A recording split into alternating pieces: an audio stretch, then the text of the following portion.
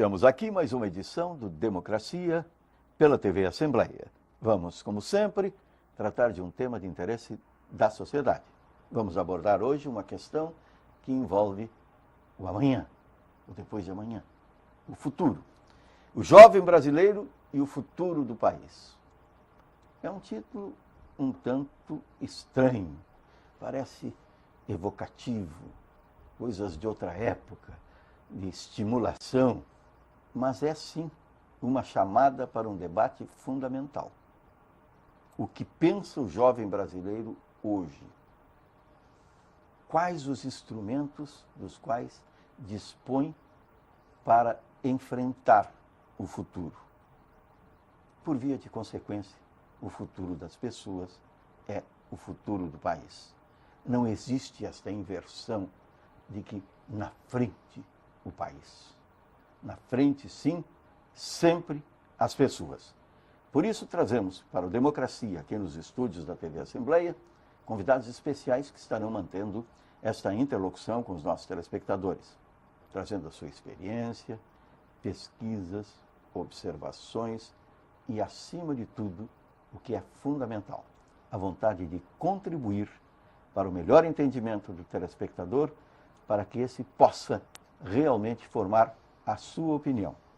E, tendo opinião, tem condições de contribuir para com os jovens e também, por extensão, para o futuro do país. Trazemos para o Democracia de hoje, aqui nos estúdios da TV Assembleia, a professora Laura Suzana de Souza Benites, que é psicóloga.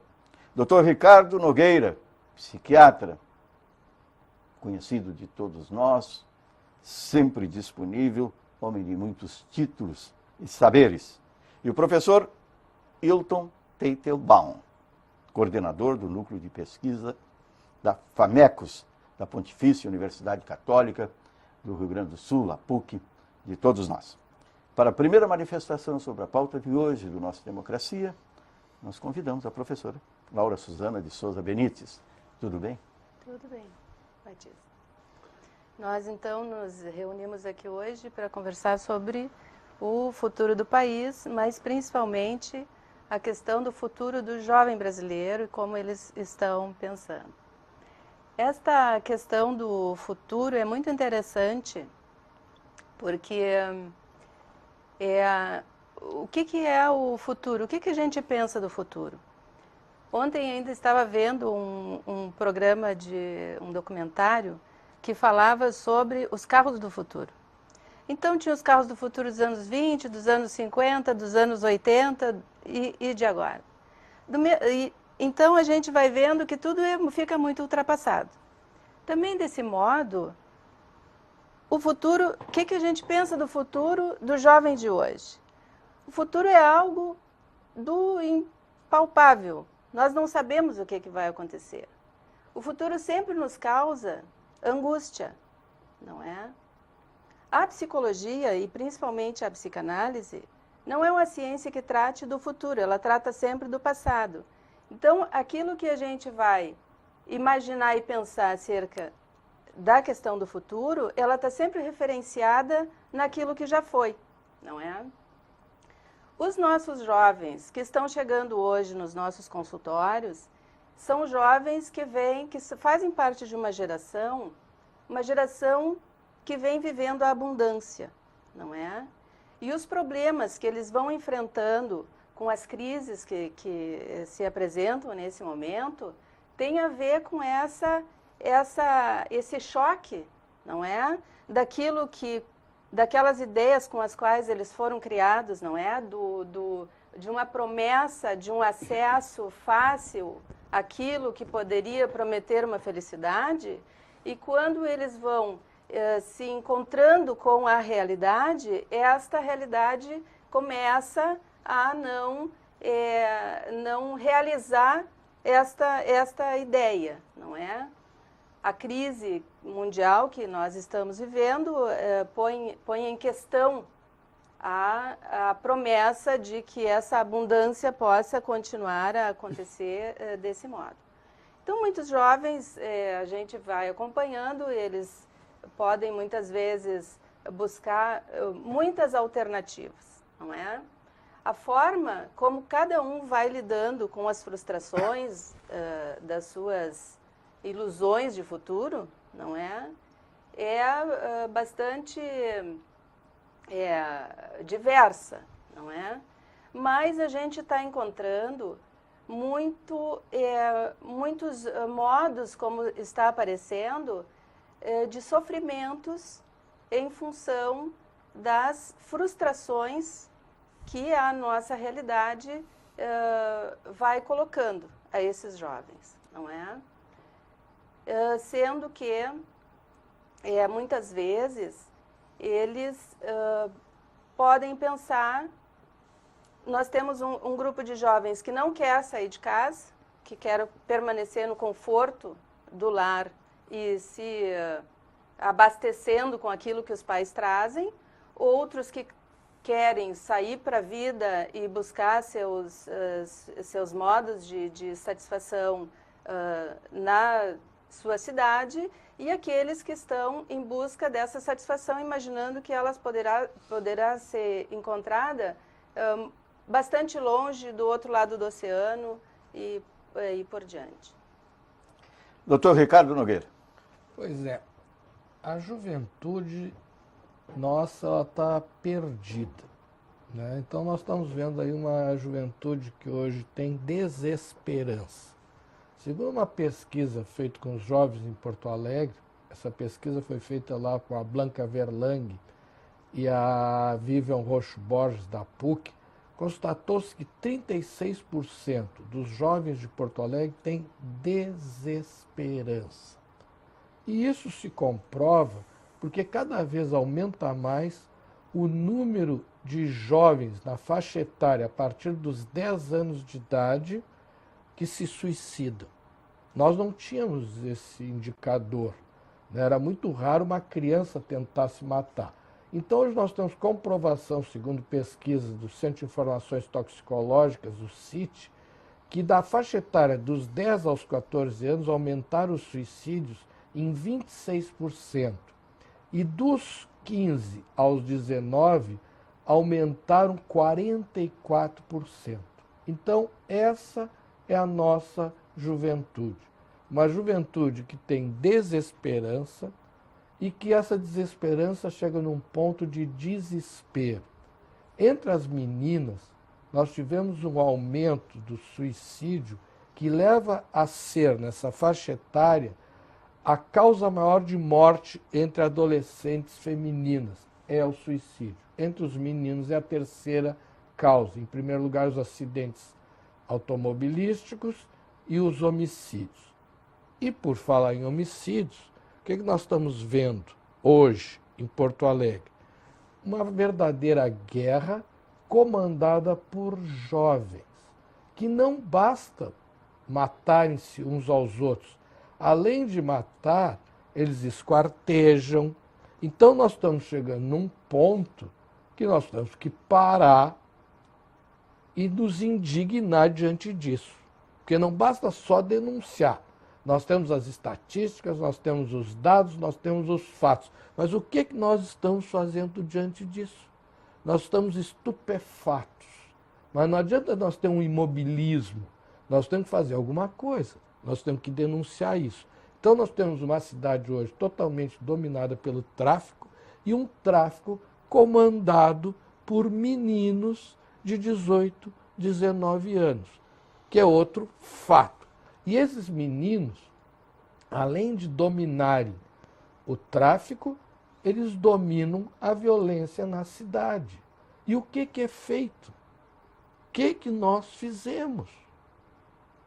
Né? E é hoje, é ontem, é anteontem, vai ser amanhã. Nós estamos rifados. Aí te fuzilam porque te acharam parecido com alguém que devia de morrer, que chegou 30 minutos depois. Mas para aí, assim não dá.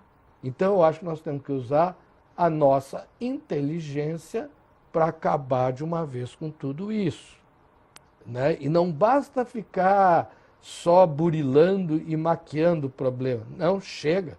Tem que dar um basta. Essa é a questão. O resto tudo é secundário. Então, nesse momento, nós temos que dar um basta nessa situação e não permitir que esteja ocorrendo uma verdadeira carnificina. É uma verdadeira carnificina. Nós estamos sendo escravos do medo. Né? E quem controla isso? Professor Hilton Teitelbaum. Olha, falar depois de dois estudiosos da mente humana é uma obrigação e uma carga.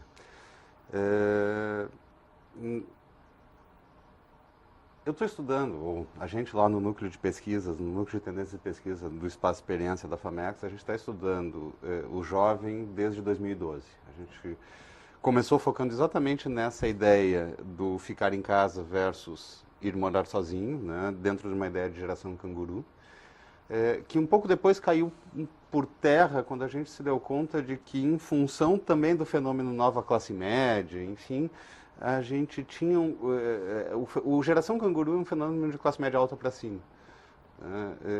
A gente tem muito jovem que fica em casa por uma questão de família contrato. Se ele sair de casa, cai um pilar. Porque muito da renda da nova classe média, da então nova classe média, era formado pela soma de rendas. Né? Esse conceito era formado por uma soma de rendas. Então, na verdade, se um dos pilares cai a renda da casa. Né? Depois a gente foi estudar sonhos e aspirações, e aí vinha a ideia de romper fronteiras, viajar e conhecer o mundo. E a ideia do delírio do toda a vida pela frente e sem limites, porque afinal de contas eu sou da geração Y, a geração que nasceu sem crise, e nós vamos ser potência mundial. Aí surgiu o outro projeto, o projeto Formatos de Família, e aí a gente foi um pouco mais corajoso. A gente foi atrás de estudar também orientação de gênero, religião, enfim. E agora o futuro do Brasil. Gente, a gente está diante de uma geração que, sim, eu não sei se ela está perdida, mas eu acho que ela está pagando alguns preços. Um dos preços talvez ser fruto de toda a expectativa de quem passou a vida se dando mal e botou essa gente no mundo. Tá? Nós, da geração X, tivemos muitas frustrações, vivemos num país com muitas limitações e achamos, num determinado momento, que os nossos filhos seriam a salvação da lavoura. E jogamos neles muita responsabilidade. Essa gente nasceu com agenda desde muito pequeno. E aí a gente tem a geração ritalina. A geração, sei lá, se eles já tomam Rivotril desde pequenos, mas eles são extremamente ansiosos. Né? Eu dou aula para essa gente há 21 anos e cada vez mais essa ansiedade aparece. É aquela gente que, eu sempre brinco com eles, a minha avó tinha parentes no exterior e mandava uma carta que levava uma semana para chegar, uma semana para ser respondida e uma semana para voltar. Então, do oi tudo bem ao vou bem, levava 21 dias. Se tudo dava certo. Vocês mandam um WhatsApp para alguém, se apareceu azulzinho e o cara não disser que está tudo legal, ou que ele não te chama mais. Então, assim, tudo tem que ser muito rápido, tudo é muito na hora, existe muito imediatismo. Acho que não está perdido. E acho que... comecei estudando geração Y e agora estamos na Z e eu cada vez mais me dou conta de que o amanhã, quando chega, já é hoje. E jovem, quando passa o tempo, deixa de ser jovem. E gente é gente. Gente é gente. E geração, na verdade, de fato, um conjunto de pessoas que vivem o mesmo momento sob as mesmas influências. De tudo isso que a gente está falando, e para não monopolizar a conversa, claro que há um momento de desesperança. A última pesquisa foi coletada como eu digo, entre a Câmara e o Senado, num período de impeachment, depois de uma crise econômica muito forte, talvez a pior da história. E o fato é que, de tudo isso, o que a gente tem na verdade, não sei se é uma desesperança, mas a gente vive numa desconfiança geral. Tem uma música da Legião Urbana, eu sou um geração X de carteirinha, que fala em a gente em sermos um Estado que não é nação. E talvez esse, para mim, seja o grande problema. A gente vive num Estado que não é nação. Cada um está jogando para um lado. E se cada um jogar para um lado, a gente vai tomar gol o tempo todo. E gol da Alemanha, né? Nós somos agora produto do 7-1. Então, assim, pouca farinha. Como a gente já foi produto da síndrome do complexo de vira-lata e do maracanaço. O problema é que a gente não sai da mesma lama. Então, quando a gente pensou que ia, quer dizer, a gente fez a Copa do Mundo no Brasil para mostrar a força do Brasil. E aí nós mostramos estádios lindos, maravilhosos, que roubaram uma barbaridade. Também né? para isso. Também para isso, né? Tem aí até um ex-presidente que ganhou de presente um estádio que ele vendeu para o Clube do Coração. Mas aí é reverência à paixão. Pois é, mas só que custa caro. Porque é uma nação né? E quem é que corintiana paga? apaixonante. E quem é que paga? Quem paga é o Zé Povinho. Esse que é o problema. Então, a gente está hoje numa situação assim, diametralmente oposta. Nós vivemos numa sociedade totalmente dividida. Então, eu vou te dar 2 exemplos. Nós estamos na 4ª geração de moradores de rua. Tem famílias que estão há 4 gerações na rua. A bisa, a avó, a mãe e a filha. Aumentou a população de rua, graças a uma política incompetente, irresponsável na área de saúde mental. O exemplo maior é São Paulo, onde encheram as ruas e criaram-se as cracolândias financiadas pela Prefeitura Municipal de São Paulo. Prova tal o repúdio a esse tipo de política, uma política irresponsável, criminosa, que aí está. Ao mesmo tempo, nós temos uma classe média que perdeu a esperança. Perdeu a esperança. Então, essa classe média, que quer o máximo, a excelência, e vê que aqui não vai ter. Então, ela só tem uma saída, que é o aeroporto. Né? Então, nós estamos nessa situação. E o poder, aonde é que está? Quem tem o poder real e verdadeiro hoje é o tráfico. Então, o jovem da periferia, a saída dele é o tráfico. Porque o tráfico hoje é a justiça real e o poder real. E esses jovens do tráfico, eles têm clareza, Batista, que a vida é hoje, que eles sabem que vão morrer. Eu tenho experiência pessoal quando eu fazia o meu mestrado no Rio de Janeiro, na Lapa, onde eu atendi um chefe do tráfico da Lapa. Era um menino. Eles têm 2 preocupações básicas. Viver intensamente e ter um filho. Exatamente. Eu acho que eu Para já que te não contei essa desapareça. história. Não, acho que mas para que ele não desapareça, continue no filho. Vem cá, então eu vou te contar. A história é exatamente isso que tu está falando. Chega um menino de 18 anos, é o chefe do tráfico, está lá, um menino de 18 anos. Ele entra no consultório e bota o fuzil na parede. Olha que maravilha. Aí diz ele assim com a namorada, bota minha namorada aqui, a menininha de 16 anos. Eu estou 1 ano com ela, ela não engravida. Ela tem que engravidar, porque eu tenho que ter um filho. Por que tem que ter um filho? Tem que ter e ter rápido, porque eu sei que eu vou morrer. A média dos meus antecessores é 24 anos. E eu tenho clareza disso. Aí me lembra aquela frase do Mussolini. Prefiro viver 4 anos como leão do que 40 como ovelha. Provavelmente esse menino não sabe disso. Mas na prática ele faz isso. Eu cresci com uma frase, né? Que o Brasil é o país do futuro. Né? País do futuro. Mas o que é o futuro? O futuro não existe. O futuro é tudo aquilo que não é. É o que virá. Né? Virá. Talvez, né? A gente constrói a ideia de que amanhã acontecerá. Nós sempre temos essa noção de que amanhã haverá. Né? Mas, de fato, nós não sabemos se haverá. Mas a gente vive como? A minha agenda já está organizada para semana que vem. Haverá semana que vem, mas de fato não sei, não é? Ou para uns ou para todos, nós não sabemos, não é? Por outro lado, o nosso país tem só 500 anos. Nós somos extremamente jovens. Eu lá no Alegrete, onde eu cresci, é uma cidade que tem muita terra, fazendeiros e tal, portanto ali havia muito escravo. Eu cheguei a conhecer uma bisa que tinha sido escrava. Quer dizer que, olha só, eu estou na ponte desses 2 momentos. Ontem, se nós formos falar em tempos de história, ontem nós vivíamos na escravidão, não é? No tempo da escravidão, A violência não era